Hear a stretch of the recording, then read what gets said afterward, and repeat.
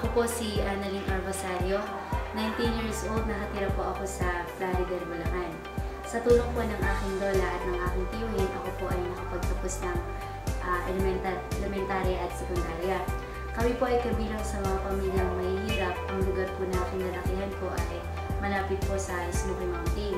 Lugar po kung saan tinatapunan po yun ng mga basura. Dala po ng kahirapan ng buhay, napagdaanan ko po na makakipag-unahan sa mga batang basurero sa pagkuha ng mga mabibentang kalakal upang makapag-ipon po ako ng aking pambaon at ang pambili ng proyekto. Sa ganun pong uri ng pamumuhay ko natapos ang aking pag-aaral. Sa taong 2012 po, ako po ay nakapagtapos ng high school at nagkamit po ng medal bilang unang karangan ng banggit. Ang pagtungtong po sa kolehiyo ay napaka-imposible po para sa akin. Kaya pinagpapasalamat ko po sa tulong ng aking churchmate na si Mr. Bautista. Ako po ay napunta sa Aztec. Dito po nag-exam po ako at nakapasa po bilang scholar ng welding technology. Sa akin pong pagtitraining ng isang taon, naranasan ko po yung umiyak dahil po sa tindi ng hirap na pinagdaanan ko sa training.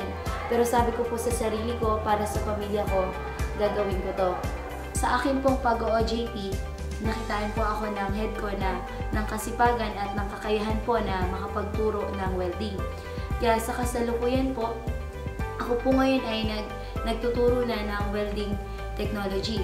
Ang mga nahawakan ko pong mga estudyante ay iba't ibang tao, iba't ibang edad, pero hindi po yun naging hadlang para maibahagi ko po yung karunungan na natutunan ko po sa Aztec.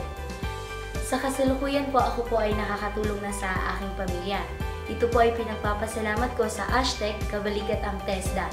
Ako'y nagkaroon ng pag-asa.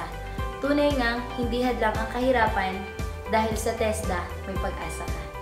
Sa katulad ko pong walang kakayahang makapag-aral sa kolehiyo, dahil sa programa ng TESDA, nagkatrabaho ako at doon po nagsimulang magbago ang buhay ko.